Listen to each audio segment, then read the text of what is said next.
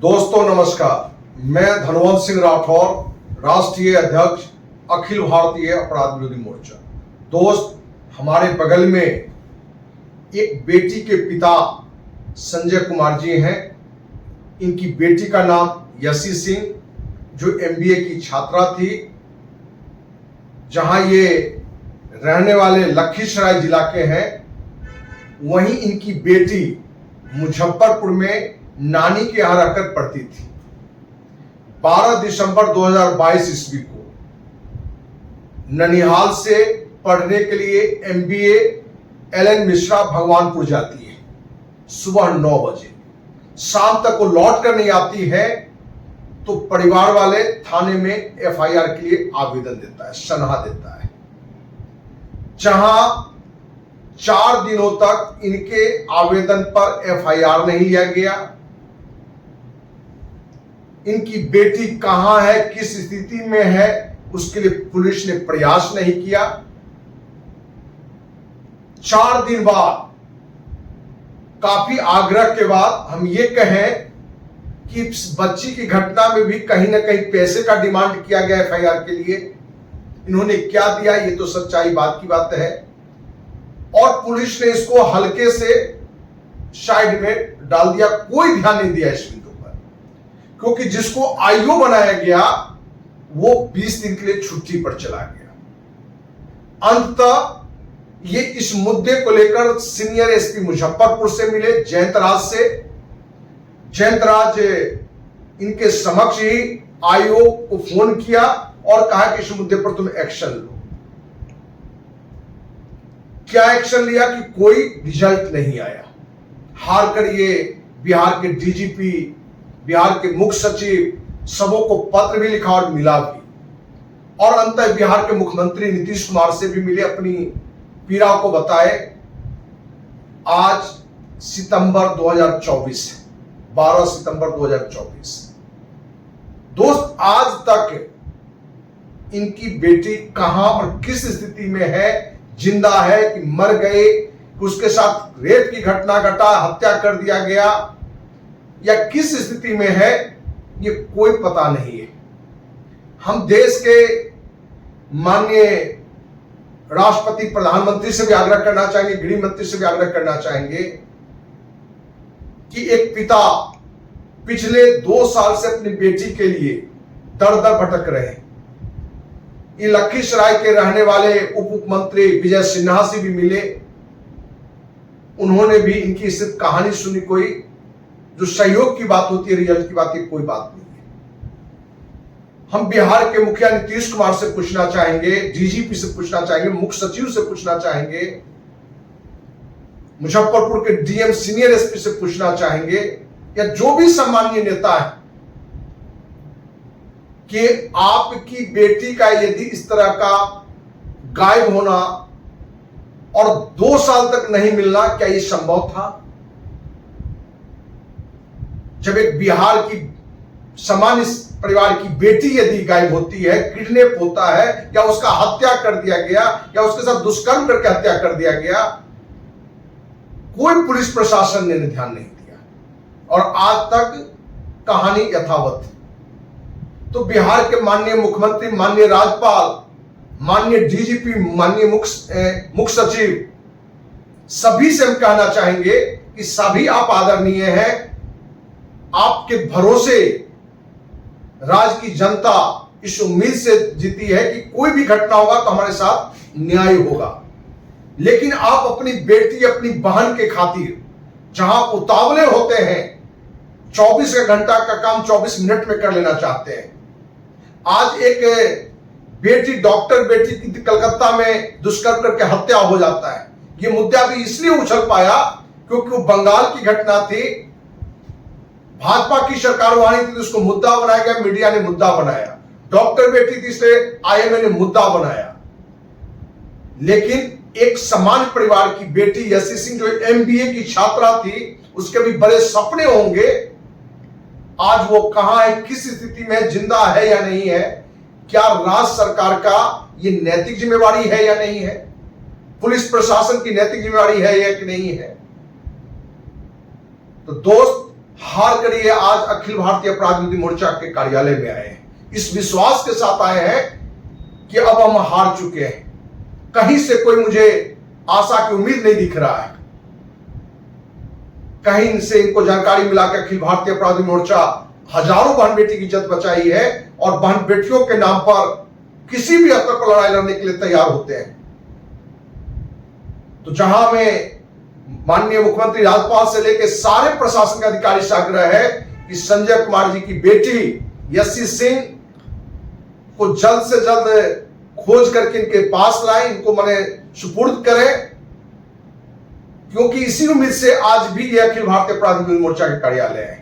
हम इनकी बात पूछने से पहले आपको विश्वास दिलाते हैं कि जब तक यशी सिंह को न्याय नहीं मिल जाएगा, इनको न्याय नहीं मिल जाएगा, इस लड़ाई को हम जारी रखेंगे। अखिल भारतीय अपराध विरोधी मोर्चा के स्तर से भी बिहार के माननीय राज्यपाल, माननीय मुख्यमंत्री, बिहार के डीजीपी, मुख्य सचिव, मुजफ्फरपुर के डीएम, एसपी को भी हम पत्र लिखेंगे कि जल्द से जल्द यशी सिंह को बरामद किया जाए। और मुख्यमंत्री से कहना चाहेंगे कि आपको इसमें यदि देर हो रहा है तो इस घटना को सीबीआई को सौंपिए, क्योंकि आज पुलिस प्रशासन की स्थिति क्या है ये आप भी जानते हैं और पूरी बिहार की भी जनता जानता है। हम चाहेंगे यशी के पिता संजय कुमार जी से कि आप भी बिहार वासी और देशवासियों के बीच अपनी बेटी के बारे में बताएं कि कैसे कैसे क्या घटना घटा। नमस्कार। बच्ची यशी थी, वो कॉलेज के लिए, एल मिश्रा कॉलेज के लिए सुबह 9 बजे 12 दिसंबर 2012 से घर से निकली। रोज प्रत्येक दिन की भांति 3 बजे वो लौट जाती थी घर। जब प्रत्येक दिन की भांति वो 3 बजे नहीं लौटी तो उसके घर वाले बहुत चिंतित हुए और उसको कॉलेज से बताया गया कॉलेज तो आई नहीं थी। मतलब कॉलेज जाने से पहले रास्ते से उसको कॉलेज पहुंचने के पहले रास्ते से ही उसका अपहरण कर लिया गया।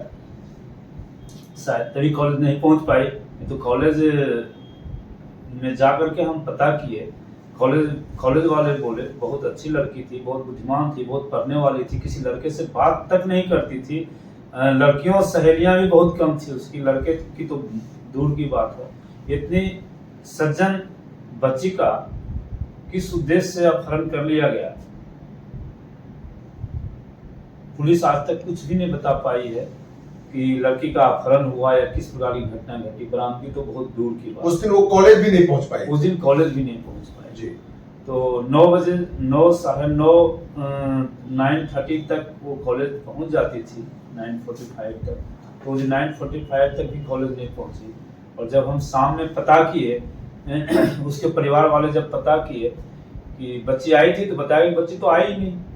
तो पुलिस में गए और आशंकाएं बढ़ गई। पुलिस में गए, पुलिस वालों ने बोला ठीक है अब सनहा दे दीजिए। सनहा दे दिया गया। नियम के मुताबिक 24 घंटे में उसको एफआईआर में बदलना था, लेकिन जब पुलिस के कुछ कार्रवाई नहीं की, बैठी रही, घर वाले अपने स्तर पर प्रयास करते रहे खोजने का। जब एकदम निराशा हाथ आने लगी, कुछ उम्मीद की कहीं किरण नहीं लगी कि मिलेगी, तो फिर पुलिस से संपर्क किया गया। पुलिस बोले कि आपका एफआईआर ही नहीं हुआ, जबकि नियमतः 24 घंटे में अपने आप एफआईआर दर्ज हो जाना चाहिए।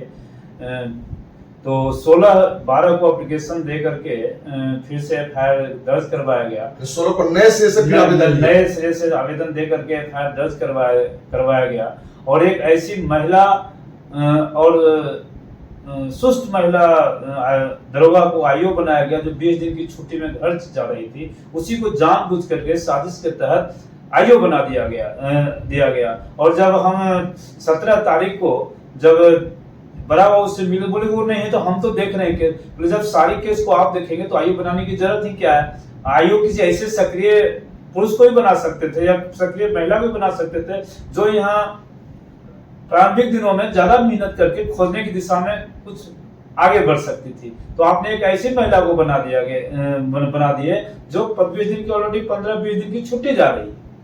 हम इस जयंतकांत जी से, जयंतराज जी से भी मिले, इस जो सीनियर एसएसपी मुजफ्फरपुर से, तो उन्होंने निर्देश दिया कि आप छुट्टी ब्रेक करके आओ और काम करो इस पे।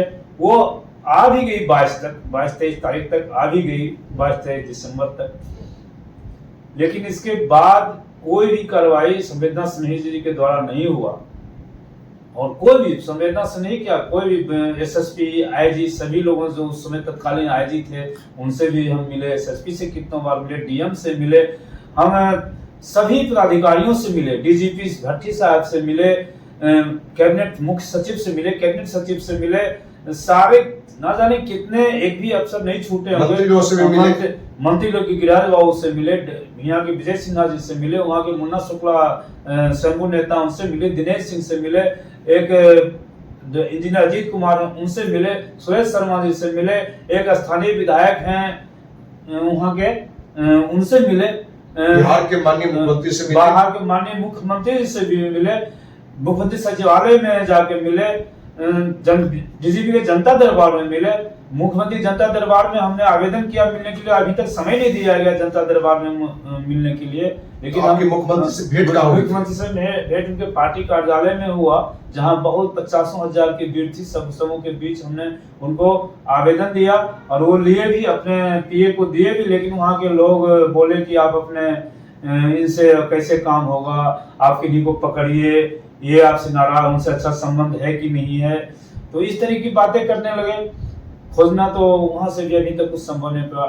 अंततः हमने बिहार के माननीय राज्यपाल से भी मिले, राज्यपाल जी से मिले, राज्यपाल साहब तो खुद माननीय नहीं मिल पाए, लेकिन उनके पीए मिले और उन्होंने बोला कि ठीक है, हम एसएसपी को, राज्यपाल महोदय मुजफ्फरपुर का दौरा में जा रहे हैं, एसएसपी साहब को बोल देंगे, एसएसपी साहब से बोले भी, उनका बैक रिप्लाई भी आया राज्यपाल महोदय की पीए का कि एसएसपी को बोल दिए हैं, लेकिन कुछ भी नहीं हुआ। पुलिस आज तक कर रही है कि हमको कुछ सुराग ही हाथ नहीं लगा है, और खुद रिकवरी तो दूर की बात है। हम फिर माननीय उच्च न्यायालय में गए, माननीय उच्च न्यायालय से बहुत उम्मीद जगा था कि कुछ करेंगे, लेकिन हमको आज की तिथि में लगता है कि माननीय उच्च न्यायालय ने बहुत गंभीरता से इसको लिया था, लेकिन आज स्थिति ये है कि एक सीआईडी को भी दिए हुए 1 साल पूरे हो गए, लेकिन सीआईडी समय पर समय लेते ही जा रहा है और हमसे गुप्त रखी जा रही बातों को कि भाई पिटिशनर को नहीं बताया जाए। हाईकोर्ट माननीय उच्च न्यायालय भी मान गए, ठीक है, पिटिशनर को नहीं बताया जाए, लेकिन अब स्थितियां पता चलती है सीआईडी से, और हमें आग्रह किए कि हमको भी बताया जाए, उच्च न्यायालय को आग्रह किए कि हमको भी बताया जाए कि क्या इसमें खोज करने के लिए क्या काम कर रही है सीआईडी। तो आज पता चलता है सीआईडी ने बस एप्लीकेशन लिखा, पत्राचार किया, इसके सिवा कुछ भी नहीं किया, क्योंकि सीआईडी को भी आज तक कुछ भी क्लू हाथ नहीं लगा है। ये क्लू कहां से हाथ लगा था कि 22 दिसंबर को अपहरण होने के बाद 1 जनवरी 2023 को यसी की मौसी के फेसबुक आईडी पे हैप्पी न्यू ईयर का पोस्ट आया, तो यसी की मां ने बताया कि एक अभी जिंदा है, जीवित है हमारी बेटी, सो अभी हैप्पी न्यू ईयर का आया है मेरे पास पोस्ट, मेरे बहन के इस पे या मनोई के इस पे, तो हमने कहा भेजिए, वो हमको भेजा। हम ईओयू से मिले, ईओयू के एसपी थे महोदय, आर्थिक अपराध और अनुसंधान निकाय के अपराधी एक महोदय थे, बहुत ही भद्र आदमी थे, उन्होंने हमारा मदद किया और फेसबुक का आईडी लेकर के उन्होंने पता करके बता दिया कि मुजफ्फरपुर में ही आपकी बेटी है, इस पते पर है। आपने उन्होंने एक कार्यालय से एक पत्र भी एसएसपी को पत्र द्वारा सूचित किया, लेकिन एसएसपी ने कुछ भी उस पे मतलब करना उचित नहीं समझा। फिर मुजफ्फरपुर के 10-20 गणमान्य लोगों को लेकर के एसएसपी से मिले, तो एसएसपी आनंद फानन में रेड डाल करके एक अर्चना कुमारी को अरेस्ट किए। फिर अर्चना कुमारी बताइए ज्योति गुप्ता थी बेरिया की, मुजफ्फरपुर की, उसको अरेस्ट किया गया। फिर बताया गया सोनू साहनी को अरेस्ट किया गया। इस केस में 3 संदिग्ध अभियुक्त को अरेस्ट किया गया, लेकिन सबों को जेल भेजा गया और सबों को साक्ष्य के अभाव में छोड़ दिया गया। और ये बताया गया फिर एसएसपी के द्वारा कि नहीं, ये सब लोग शामिल नहीं थे, आपकी बच्ची साथ दूसरी केस, ये लोग गलत लोग भले हैं लेकिन आपकी केस में शामिल नहीं है। जबकि अनुसंधान के दौरान हिरासत में लेने के बाद पूछताछ की गई, उसमें अर्चना कुमारी ने बताया कि बच्ची को सोनू साहनी लेकर के आया, उसको चतुर्थ स्थान के रेड लाइट एरिया में बेच दिया गया, एक 3 मंजिले पीले मकान में। फिर सोनू साहनी को हिरासत में लिया गया, फिर किसी के दबाव में सोनू साहनी को थाने से ही छोड़ करके एक वैशाली जेल भेजा गया। 302 के केस में, हमारे केस में उसको मुक्त कर दिया गया उसी समय, कि सुना गया कि किसी बड़े लोगों का पैरवी था, इसलिए इस केस से मुक्त कर दिया गया उसको। फिर जब हम हाईकोर्ट में, जब माननीय उच्च न्यायालय में जब गए, तो सोनू साहनी को फिर से उसी केस में जेल से लाया गया और जेल जाकर के इंस्पेक्टर साहब ने उनसे पूछताछ भी की, तो उन्होंने भी स्वीकार किया हाँ एक लड़की को हम चतुर्थ स्थान में छोड़े थे। और अर्चना कुमारी का भी बयान था कि एक यश बाबू हैं जिनसे हमारा सेक्सुअल रिलेशन भी था, हम सब लोग सारे लोग उन्हीं के लिए काम भी करते हैं और वो साहेबगंज के रहने वाले, उनके पिता का नाम सुजय शर्मा है, लेकिन गांव का नाम वो नहीं बता पाई या पुलिस द्वारा उसको लिखा नहीं गया, ये तो पुलिस ही जाने। लेकिन आज कह रही है एसएसपी में कोर्ट के सामने माननीय उच्च न्यायालय में कि यश बाबू कोई काल्पनिक नाम, वो काल्पनिक नाम कैसे हो सकता है जब अर्चना कुमारी और ज्योति गुप्ता से ग्रुप सेक्स करता था वो व्यक्ति और उससे फोन पे बात करता था और सारे केस का मॉनिटरिंग करता था। सारे लोग कह रहे थे कि हम इसी के लिए काम करते हैं और उसका बाप का नाम है, जिला का नाम है, थाने का नाम है, सिर्फ उसके गांव का नाम नहीं, तो काल्पनिक कैसे हो सकता है? क्योंकि वो मतलब इन्वॉल्व था उस लड़की के साथ, होटल में सब लोग होटल में मिलता था उस लड़की से और सारा काज करता था, फोन पे बातें करता था।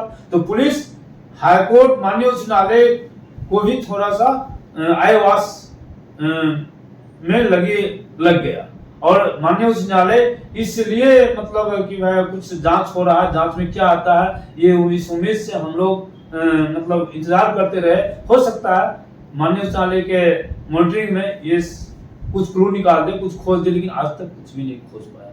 उल्टे इन तीनों संदिग्ध अभियुक्त को किसी को खोज तो नहीं पाया, कुछ क्लू तो नहीं निकाल पाए कौन है, उल्टे क्या किया कि इस तीनों को मुक्त कर दिया इस केस से। आईटी एक्ट में केस दर्ज करके तीनों को दिया गया और हमारे केस से मुक्त कर दिया गया। और पुलिस सीआईडी भी आज बोल रही है कि ये लोग ही ने, ये लोग ये नहीं है कि इतना बड़ा हिस्ट्री जो कन्फेशन है अर्चना कुमारी का बयान है, इतना बड़ा मनगढ़ंत बयान कौन लिख सकता है? अर्चना कुमारी तो इतना बड़ा मनगढ़ंत बयान नहीं लिख सकती है, या तो पुलिस द्वारा लिखी गई। तो पुलिस को इस तरह का मनगढ़ंत कहानी लिखने में क्या रुचि हो सकता है? कुछ नहीं रुचि हो सकता है, एकदम सच्ची कहानी है। इतनी मनगढ़ंत बातें कोई पुलिस हिरासत में थोड़ा सा करीब पूछताछ में नहीं मनगढ़ंत बातें कर सकता है। लेकिन कि ना जाने किसके दबाव में, कौन से बड़े लोग हैं जिनके दबाव में ऐसा किया जा रहा है कि इस केस को समाप्त किया जा रहा है और किसी प्रकार का कोई भी सुराग इस केस में नहीं मिला है कि बच्ची साथ क्या हुआ, अपहरण हुआ, बलात्कार करके बेच दिया गया, मार दिया गया, हत्या कर दिया गया, या भाग गई या मर गई, किसी प्रकार का कुछ भी पुलिस द्वारा नहीं बताया जा रहा। उल्टे जो भी आर्थिक अपराध अनुसंधान इकाई के अथक प्रयास से 3 संदिग्ध सामने आया, उसको भी अपराध मुक्त कर दिया गया, सिर्फ आईटी एक्ट में केस दर्ज की गई। दोस्त, इनकी सारी बात जानने के बाद, हमने पहले भी बात की है, तो ये बड़ा स्पष्ट रूप से है कि इनकी बेटी के अपहरण में किसी बड़े राजनेता का हाथ है।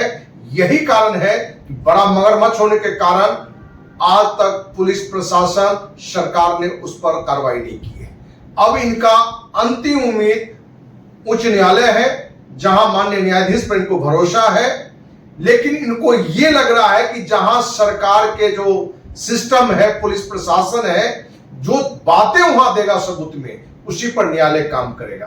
कितना इनको अभी भी लग रहा है कि हमें बेटी जिंदा है या मर चुका है, क्योंकि उन्होंने चर्चा में भी रखा कि ये बातें भी आई थी कि मुजफ्फरपुर का चतुर्भुज स्थान जो रेड लाइट एरिया है, वहां भी इनको बेटी को ले जाने की बात आई थी।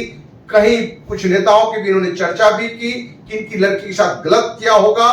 तो ये सारी बात जांच का है। तो दोस्त, लास्टली यही है कि हम उस देश में, उस राज्य में रह रहे हैं जहां नेताओं के लिए बड़ी सिक्योरिटी की व्यवस्था होती है, उनकी बच्चे के लिए तुरंत सरकार एक्शन में आता है, अधिकारी के लिए एक्शन में आता है। लेकिन एक सामान्य व्यक्ति जिनकी बेटी का अपहरण या रेप या मर्डर क्या हुआ, जो आज लगभग 2 साल होने वाला है, आज तक पता नहीं है। इनकी बच्ची आज तक बरामद नहीं हुई है। आप बिहारवासी इस बात को जरूर जांच साधनों में शेयर करेंगे कि राज्य की जो सरकार है, सुशासन बाबू है, उनकी भी नींद खुले, वो भी जो बहरा हो चुके उनके कान भी खुले, और इनकी बच्ची को जल्दी से जल्द लाकर हम माननीय उच्च न्यायालय से सीबीआई की भी मांग किए हैं और इसी के लिए हम माननीय उच्च न्यायालय के पास गए भी थे और कल सुनवाई भी है। हम पुनः एक सप्लीमेंट्री दायर किए हैं कि हम सीआईडी के निकम्मेपन के कारण बस सिर्फ वो ब्रेन वॉश करना चाहती है और मामले की लिपापोती करना चाहती है। इससे कुछ भी नहीं होगा। सीआईडी के लोग बोल रहे हैं 98% में तो हम लोग सक्सेस से खोज निकालते हैं, आपका 2% में मतलब रेयर ऑफ अरेस्ट केस है ये। 2% 100% में 2% तो रेयर ऑफ अरेस्ट ही हुआ, तो रेयर ऑफ अरेस्ट केस को मानते हुए सीबीआई को दिया है। मैंने अपने हाई कोर्ट में रीट दायर किया है सीबीआई जांच। प्रारंभिक दिनों में स्टार्टिंग में जांच करके बच्ची को मैंने जी, लेकिन ये आनंद फानन में बिना अदालत की अनुमति लिए सरकार द्वारा एक एसआईटी गठन कर दिया गया और उस एसआईटी के हेड को डीआईजी सीआईडी को बना दिया गया, ईओयू के सीएसपी को मेंबर बनाया गया, एसएसपी मुजफ्फरपुर को सदस्य बनाया गया, उसमें मेंबर बनाया गया। सारे लोग इकट्ठे मिल करके अलग अलग भी जांच करें, इकट्ठे करें और एक रिपोर्ट इकट्ठे करके माननीय उच्च न्यायालय को सौंपें। और हम इसी उम्मीद में बहुत खुश हुए जा रहे थे कि माननीय उच्च न्यायालय 3 महीने का समय देने के लिए तैयार नहीं थे, लेकिन फिर से उसको 6-7 महीना का समय दे रहे हैं और एक बंद लिफाफे में माननीय उच्च न्यायालय को रिपोर्ट सौंपा जा रहा है। तो निश्चित ही कुछ बिंदु पर पुलिस पहुंच रही होगी, लेकिन अब सब्र का बांध स्लिप टूट गया। जब पिछले सुनवाई में हमने माननीय उच्च न्यायालय से आगे रिक्वेस्ट किया कि हमारे वकील को दिखाया जाए वो जांच की प्रक्रिया, तो जांच का रिपोर्ट, तो कुछ भी सामने नहीं आया, उल्टे तीनों संदिग्ध अभियुक्त को मुक्त कर दिया। तो उच्च न्यायालय भी एसआईटी जांच सरकार करके उच्च न्यायालय सीबीआई जांच नहीं करे। सीबीआई सरकार ये चाह रही है कि उस बिहार सरकार और जिला पुलिस सीआईडी पुलिस चाह रही है कि सीबीआई जांच में हम लोग जांच कर लेंगे, लेकिन 2 साल आज 21 महीने पूरे हो गए इस घटना के। 21 महीने में बरामदगी तो दूर की बात है, क्या घटना हुई है ये भी पुलिस ने क्रैक कर पाई है। हम सीबीआई की मांग इसलिए कर रहे हैं कि कम से कम देश की सर्वोच्च जांच एजेंसी जांच करे और ये सफल हो सीबीआई या वो सफल हो, कम से कम इतना तो हमें आप संतोष होगा कि देश की सर्वोच्च शक्ति इसमें जांच में लगी लेकिन नहीं मिल पाया। संजोग से हम भारत में ही पैदा लिए हैं, हमारे देश की यही क्षमता है कि हम एक खोई हुई बच्ची को ढूंढ पाना तो दूर, पता लगाने में भी असफल है कि बच्ची के साथ क्या हुआ। और हम कहना चाहेंगे बिहार वासियों से भी कि किसी की बेटी बहन का यदि अपहरण होता है, उसके साथ कोई गलत घटना घटता है, किसी के अंदर पीड़ा होगा और अपने राज्य और अपने देश के संविधान में भी उसे विश्वास नहीं रह पाता है। और कहीं ना कहीं पूरी तरह से दिखा रहा है कि पुलिस प्रशासन यदि पहले दिन से यदि एक्शन में होता तो इनकी बेटी सही सलामत इनके पास होता, क्योंकि 4 दिन तक तो पुलिस ने नोटिस नहीं लिया और चौथे दिन किन स्थितियों में इनकी एफआईआर लिया गया और जिसको आईओ बनाया गया 20 दिन तक छुट्टी पर चला गया। तो इसी से पता चलता है कि हमारे राज्य का पुलिस प्रशासन कितनी बहन बेटी के सम्मान के प्रति एक्टिव है, कितना सरकार एक्टिव है कि 2 साल पूरा होने वाला है दिसंबर में, आज भी ये सिर्फ बरामद नहीं हुई है।